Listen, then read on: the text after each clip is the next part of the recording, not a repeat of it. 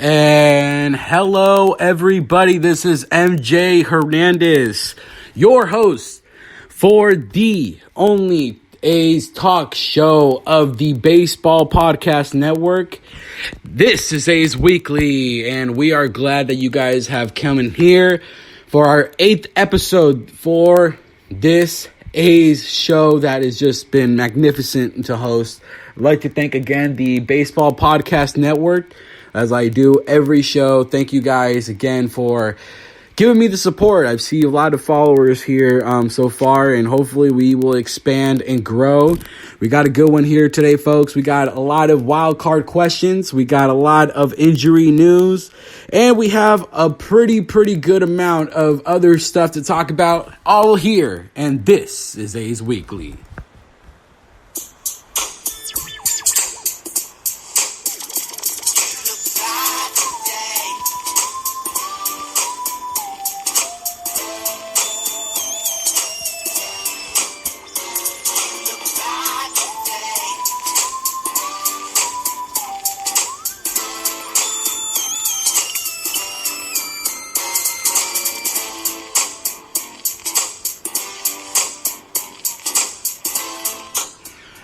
And there you go. And for those that are WWE fans, that was the Rikishi theme song. You look fly today. And there is a specific reason why I played that song for you guys today. It's because today, the San Francisco native of this amazing Samoan dynasty of wrestling wrestlers that are just from the Samoa, he is going to be throwing out the first pitch for the Oakland Athletics for the Pacific Islander Heritage Night for tonight's game versus the Texas Rangers that will start in about 30 to 40 minutes. The San Francisco native Rikishi, the father of the twins of the Usos, for those that know Rikishi. But yeah, I mean, just love to get the spirit up, love to be up to date with this stuff, and it's just been incredible right now. So back to the Oakland Athletics. However, these Oakland A's are starting to become a little bit shaky, are 5-5 of the last 10 games that they've had. But the Oakland Athletics are still in that second wild card spot. Good news for that. They are leading the second half or the second part of the wild card spot by a half a game. The only team that is half a game back for Oakland is Tampa, who is playing Toronto tonight. Now, the Oakland Athletics, what do they need to improve their positioning, their likelihood, and their chances for this spot of the wild card and contain it? Because the Houston Astros, day by day, are little by little coming in to a really good positioning to be set for this wild card spot. Now, Houston is literally basically the kryptonite of the Oakland A's offense. They are the team that we score the least against. So that is something that the Oakland Athletics definitely do need to learn how to deal with, learn how to play against, because Houston is not leaving. They are a still young team with a team that I can literally go on with the names of how talented this team is. And it's been impressive. It's been very impressive with how they've constructed their team, how they've done the rebuild. We all know that it was a team that was literally in dead last, the worst record of the MLB, and literally transitioning that to one of the best teams that we've ever seen in baseball, having their first World Series win 2 years ago, I think. But now they lead the AL West by 8 games. Oakland is behind 8 games. But the Oakland A's also do have other company. The Los Angeles Angels, who own third place of the AL West, 12 games behind Houston, which makes them 4 games behind the Oakland Athletics. Now, this is something that the Oakland A's need to worry about. They need to perform really good against their own division. That is something that they have not done. They have struggled against the Seattle Mariners before, Remember that one, the 2 or 3 first series that they had against them, they were struggling against them.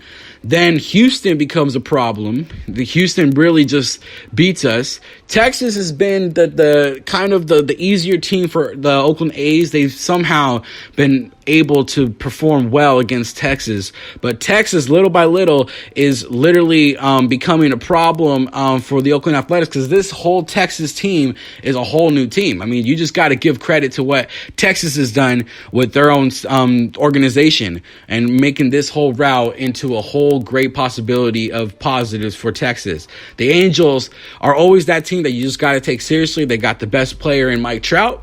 They have Shohei Ohtani coming back to pitching soon. Hopefully sooner rather than later, because I would love to see Ohtani pitch against us and see what we can do against a great pitcher like him. Tyler Skaggs, I mean, unfortunately, he's passed away, but he was going good for the Los Angeles Angels as well. So right now, there are currently 4 teams in the American League West that are over 500. Houston being well above 500, literally well above 500. The Oakland Athletics also being a good amount of 500. And the Angels and Texas Rangers, just barely.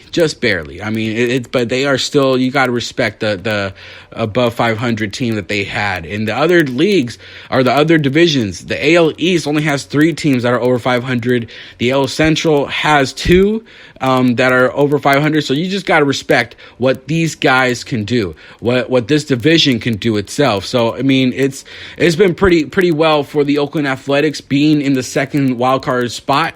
We all know what Tampa got. We all know what the Boston Red Sox got. They are currently beating the Yankees in a pretty bad beat up.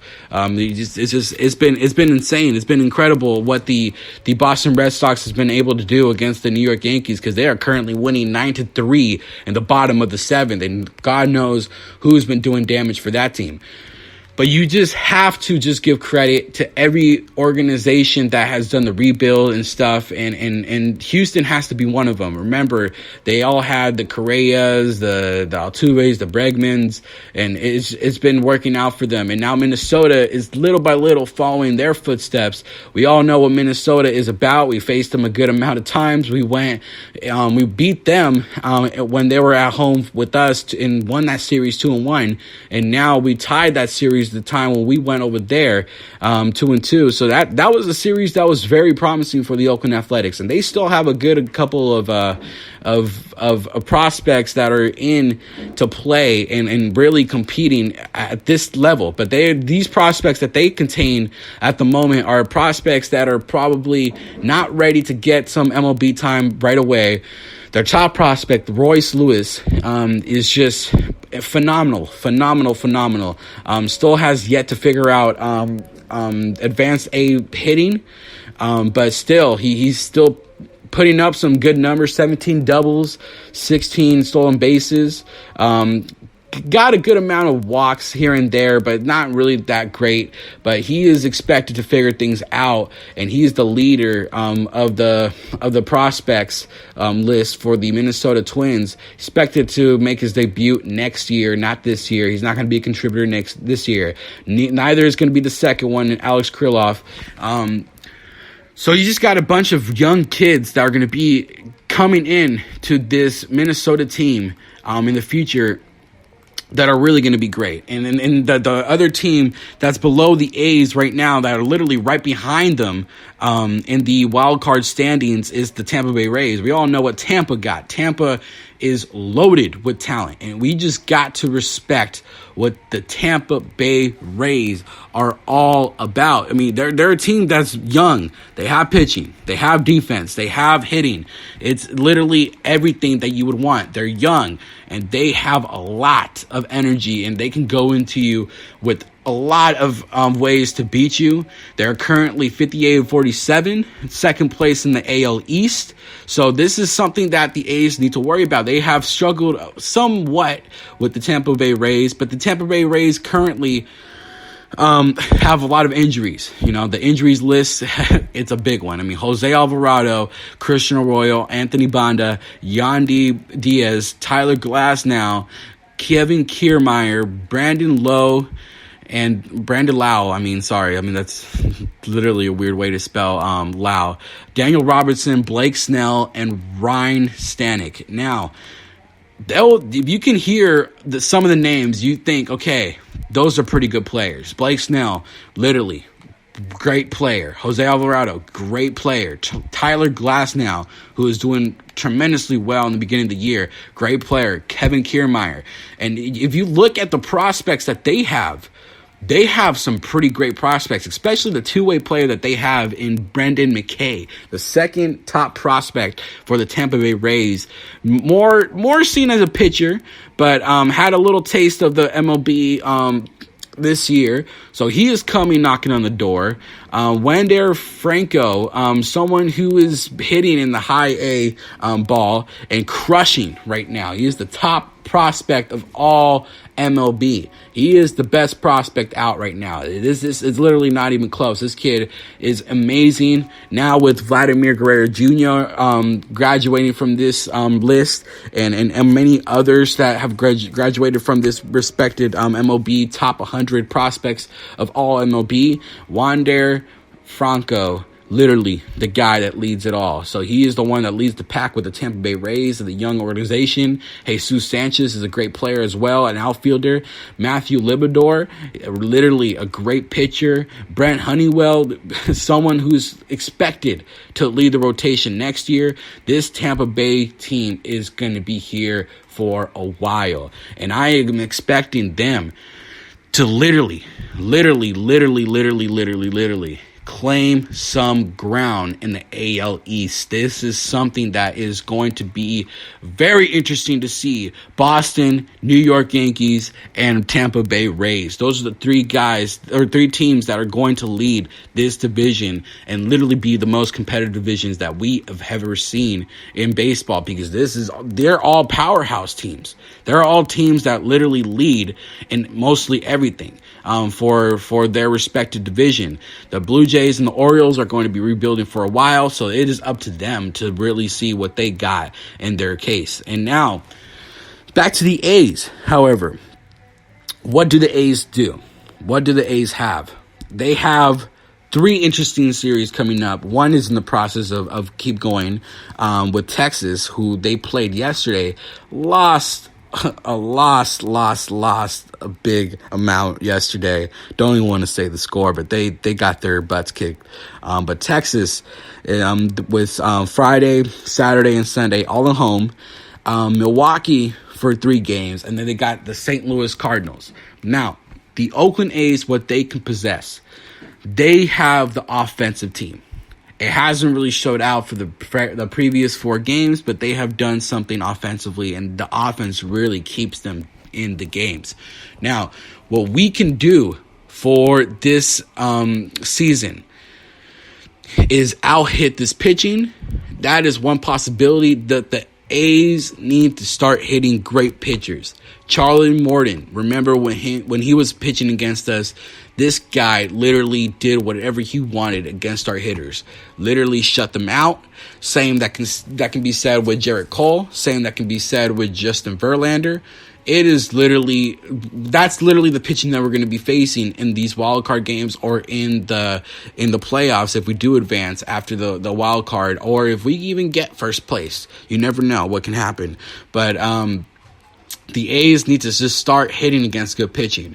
Something that can improve later on in this season, probably a left field spot. I wouldn't mind seeing a trade to try to get a guy that can play left field every day for the Oakland Athletics. Now, the play tuning thing has somewhat worked.